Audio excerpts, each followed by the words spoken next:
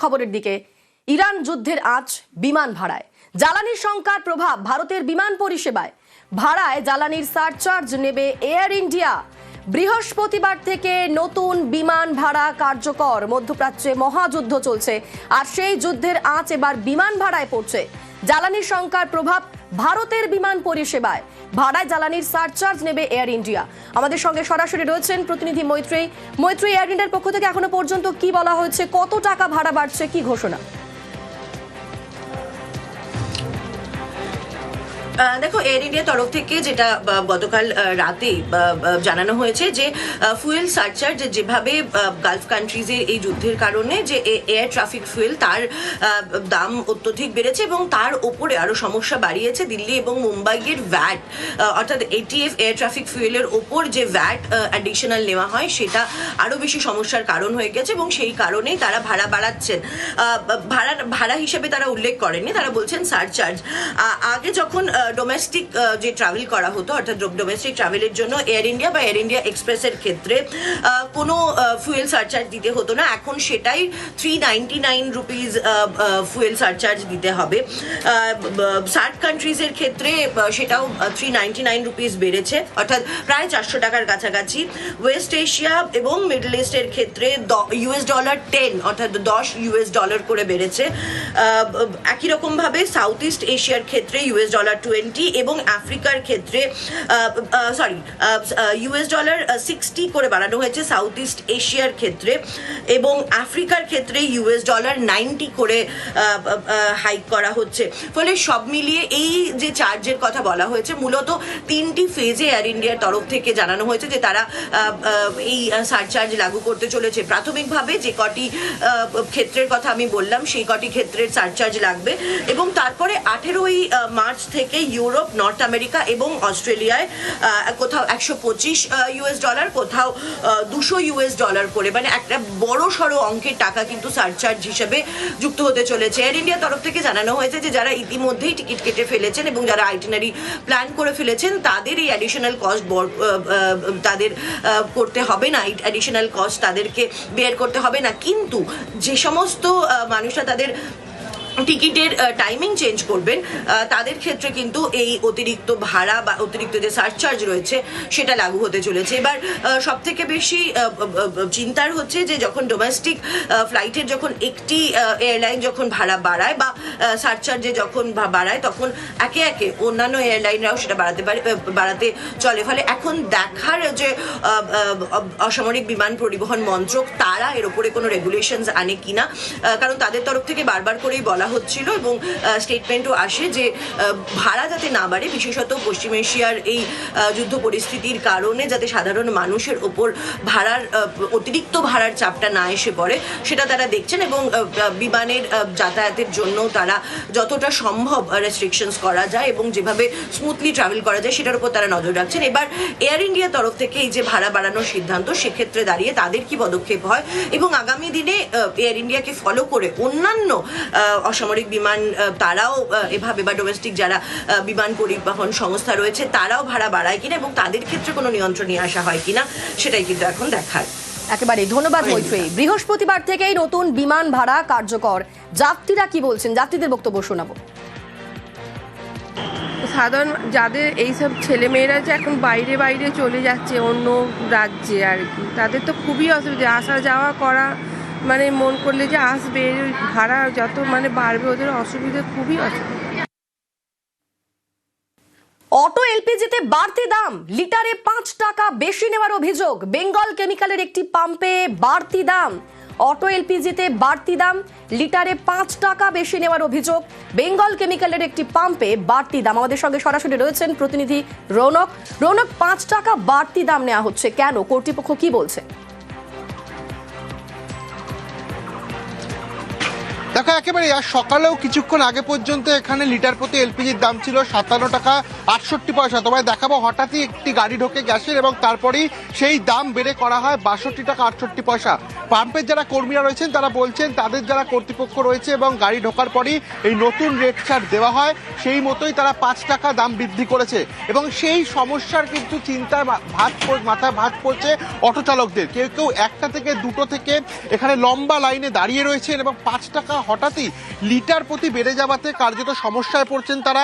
অন্যদিকে তারা এখনো পর্যন্ত অটো রুটে ভাড়া বাড়াতে পারেনি, কিন্তু কিভাবে এই দাম বৃদ্ধি হলো বা এর কোনো সঠিক সার্কুলার বা নোটিফিকেশন রয়েছে কিনা সেই বিষয়ে কিন্তু কোনো রকম সদুত্তর পাম্পের তরফ থেকে মেলেনি। কিন্তু হঠাৎই একটি এলপিজি যে গাড়ি যে ট্যাঙ্কার আছে সেই ট্যাঙ্কার যখন এখানে ঢোকে, যখন এলপিজি স্টক করা হয় তারপরই আজ সকালবেলায় তারা লিটার প্রতি 5 টাকা করে দাম বাড়িয়ে দেয়।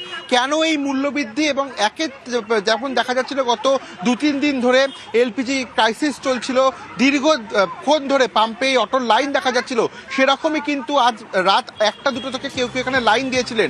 সকালে বেশ কয়েকটি অটো আগের দামে এলপিজি পেলেও হঠাৎই কিন্তু এই 5 টাকা মূল্য বৃদ্ধি করা হলো এবং যার ফলে কিন্তু অত্যন্ত সমস্যার মধ্যে রয়েছে এখানকার অটো চালকরা। বেশ, ধন্যবাদ রৌনক। কটা থেকে লাইনে? আমি 5টা থেকে লাইন দিয়েছি, তারপরে এসে দেখি 15খানা গাড়ি আমার আগে লাইন ছিল, তারা পেয়ে গেছে 57 টাকা 68 পয়সায়।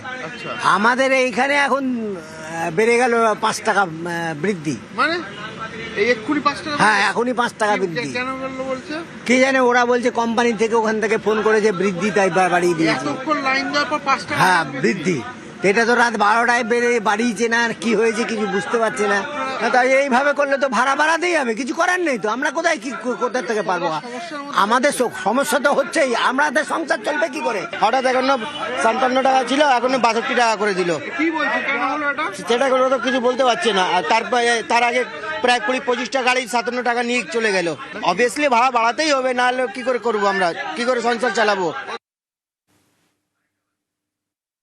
আমিও জানতে পারিনি, হঠাৎ করে বেড়ে গেছে। আমরাও কাছে সার্কুলার আসেনি, মানে আমি আদার্স পাম্প থেকে আমি জানলাম, এসে এখানে ফটো তুললাম, তখনই বুঝলাম রেটের কিছু ব্যাপার আছে। আমি ফোন করলাম, বলছে আচমকা বেড়ে গেছে 62-68। অটোমেটিক বেড়ে যায় দাম? না না, হ্যাঁ, মানে আমরা সেট করি দাম। আমার কাছে ফোনে খবর এসলে আমি দাম সেট করে দেবো। ফোনে খবরটা কে দিল? আমার অন্য পাম্প থেকে খবর দিয়েছি, ইন্ডিয়ান অয়েল থেকে। বলছে দাম বেড়ে 5 টাকা বেড়ে গেছে, 62-68 হয়ে যায়। এলপিজির দাম বাড়ায় বাড়লো অটো ভাড়া। গড়িয়া বারুইপুর সোনারপুর রুটে ভাড়া বৃদ্ধি, অটোয় উঠলেই বাড়তি ভাড়া নেওয়ার অভিযোগ উঠছে। আমাদের সঙ্গে রয়েছেন প্রতিনিধি অর্পণ। অর্পণ, কি খবর, কত টাকা বাড়তি ভাড়া নেওয়ার অভিযোগ উঠছে? দেখো, যাত্রীদের মধ্যে থেকে যেটা অভিযোগ করা হচ্ছে, কেউ 10 টাকা, কেউ 20 টাকা, কেউ 25 টাকা পর্যন্ত এক্সট্রা ভাড়া নিচ্ছেন। এবং অটোর যারা ড্রাইভার রয়েছেন তারা বলছেন তারা এলপিজি পাচ্ছেন না, অর্থাৎ গ্যাসের জন্য তারা মাঝে মধ্যেই যেখান থেকে কাটা গ্যাস বা বেআইনি ভাবে যে গ্যাস ভরা হতো সেগুলোও বন্ধ হয়ে গেছে। এবং পাম্পে গেলে 200-250 অটো দাঁড়িয়ে রয়েছে, সেখানেও আবার সমস্যার মধ্যে পড়তে হচ্ছে। মাত্র 200 টাকার গ্যাস তারা পাচ্ছেন, অর্থাৎ একটি গ্যাসের গাড়ি চলতে গেলে সারাদিনে 700 টাকার গ্যাস প্রয়োজন হয়, সেখানে তার 3 অংশের 1 অংশ তারা গ্যাস পাচ্ছেন। ফলে তাদের গাড়ি এক বেলা বা কয়েক ঘন্টা গাড়ি চালিয়ে গাড়ি বন্ধ করে দিতে হচ্ছে। এবং পাম্পে গিয়ে দেখা যাচ্ছে যে পাম্পের নির্ধারিত ভাড়া গত কয়েকদিন ধরে চলছিল, সেই টাকাটা প্রায় বলা যেতে পারে যে 25 টাকার মতো বেড়েছে। 54 টাকা গ্যাস পাওয়া যেত বারুইপুরে, সে জায়গায় পাওয়া যাচ্ছে 77 টাকায়। অর্থাৎ গ্যাসের পাম্পে গিয়েও তাদের লাইন দিতে হচ্ছে, সেখানে 200 টাকার গ্যাস পাচ্ছেন তারা। বাইরের থেকে তারা যে গ্যাস ভরতেন সেই গ্যাস তারা করতে পারতেন না। এবং বিভিন্ন রুটে সেই কারণেই, যেহেতু বাড়তি টাকা দিয়ে তাদের গ্যাস ভরতে হচ্ছে, সেই কারণে তারা গ্যাসের জন্য ভাড়া বাড়াতে বাধ্য হয়েছেন। আর এর জন্য সমস্যায় পড়েছেন নিত্যযাত্রীরা। ধন্যবাদ। যুদ্ধের জ্বালা জ্বালানিতে সংকট এমনই যে এসমা চালু করতে হলো কেন্দ্রীয় সরকারকে। বাড়িতে সিলিন্ডারের যোগান দিতে বাণিজ্যিক গ্যাসে কোপ, হোটেল রেস্তোরাঁয় সিলিন্ডার দেওয়া বন্ধ, শুধুমাত্র হাসপাতাল ও শিক্ষা প্রতিষ্ঠানে সরবরাহ করা হবে।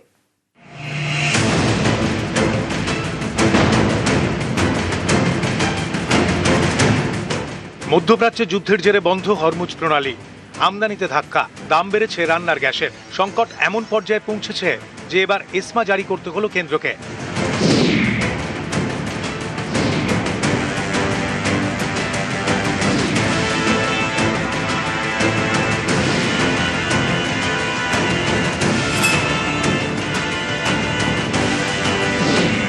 এসেন্সিয়াল সার্ভিসেস মেইনটেনেন্স অ্যাক্ট, জরুরি পরিষেবা বজায় রাখতে আইন, এই আইনে এবার বাণিজ্যিক গ্যাসে কোপ।